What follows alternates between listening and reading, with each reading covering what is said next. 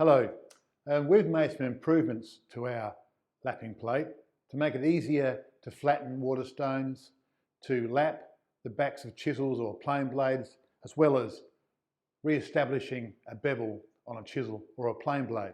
Today we'd like to show you a few methods of how we can achieve this.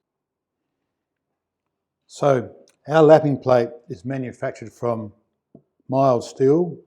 It's ground both sides till it's dead flat on both sides, and then we CNC mill some grooves in here for the flattening process.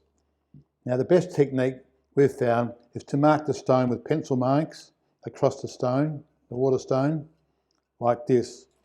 Then you can see how it's progressing in the process. Well, there we go. So here's this stone. Around the edge here, you can see the pencil marks are gone, but in the middle there's still a round, oval-shaped hollow. It's a bit more work. Let's have a look now. Okay, so no pencil marks. This stone is as flat. So now the lapping plate has been turned over to expose the ground flat side or unmachined side of the lapping plate.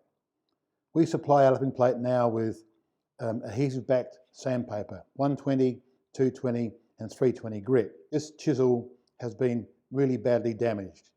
It's got lots of dings and chips, etc.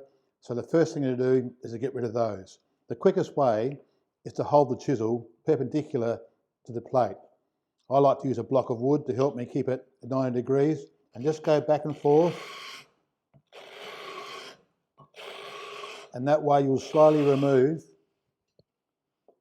those dings. You'll then get a flat surface along the edge of the chisel.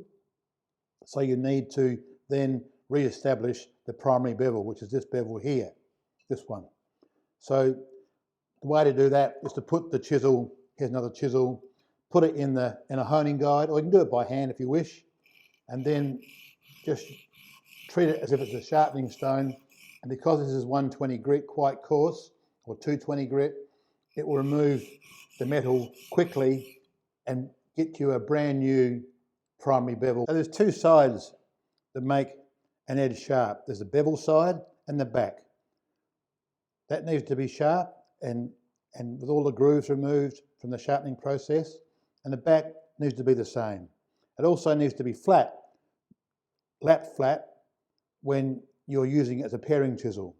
So this is a fantastic opportunity to get these chisel backs flat and lapped in well. The way to do this is a paring chisel, is to concentrate on this end of the tool, not the handle end.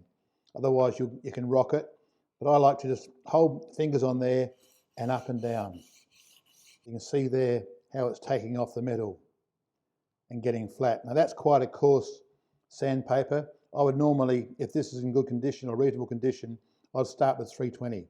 And when that's done, you can then change over to your now flat water stones and continue the process on the water stone.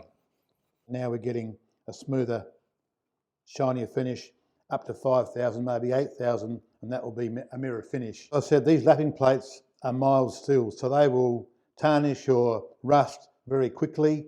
The best way to handle that is when you're finished using them, wipe them down so they're dry, and perhaps give them a spray with some camellia oil